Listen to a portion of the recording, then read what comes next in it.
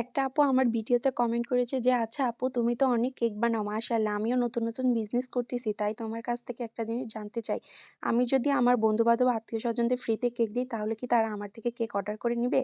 Please জানাবে তুমি কিভাবে ১ম দিকে কাজ করেছ? জানাবে প্লিজ। হ্যাঁ আপু অবশ্যই আমি আপনাকে জানাবো। প্রথমত আপু এই কাজটা আপনি কক্ষনোই করবেন না। কারণ যারা আপনার থেকে ফ্রিতে কেক খাবে তারা চাইবে সবসময় আপনার থেকে ফ্রিতে কেক খেতে। তারা কখনোই আপনার থেকে অর্ডার করে খাবে না। হ্যাঁ, ১ম এ আপনি চাইলে একটা কেক বানিয়ে সবাইকে একটা করে স্লাইস দিয়ে টেস্ট করাতে পারেন। কিন্তু কাউকে আপনি ফ্রিতে সম্পূর্ণ কেকটা খাওয়াবেন না। কারণ তারা তাহলে কি আপনার থেকে ওইটাই আশা করবে যে আপনি সবসময় তাদেরকে ফ্রিতে দিবেন। আর আমি কিভাবে কাজ শুরু করেছিলাম আপু? আমি হচ্ছে এই সেম ভুলটাই করেছিলাম যে আমার আত্মীয়স্বজন, বন্ধু-বান্ধব বা আমার এদেরকেও আমি ফ্রিতে কেক দিয়েছিলাম কিন্তু তারা কখনো আমার থেকে অর্ডার দিয়ে খায়নি আজ পর্যন্ত। জানি না ভবিষ্যতে খাবে কিনা আমি তার আশাও করি না।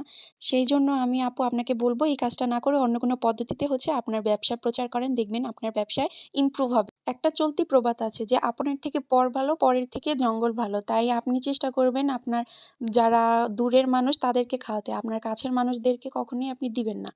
আশা করি আপু বুঝতে পারছেন। আমি দোয়া করি আপনার ব্যবসা অনেক বেশি প্রচার হোক এবং আপনার ব্যবসা অনেক বড় হোক। আর একটি কথা সবসময় সততার সাথে কাজ করবেন এবং নিজের উপরে বিশ্বাস রাখবেন। দেখবেন আপনার ব্যবসা একদিন অনেক বড় হবে।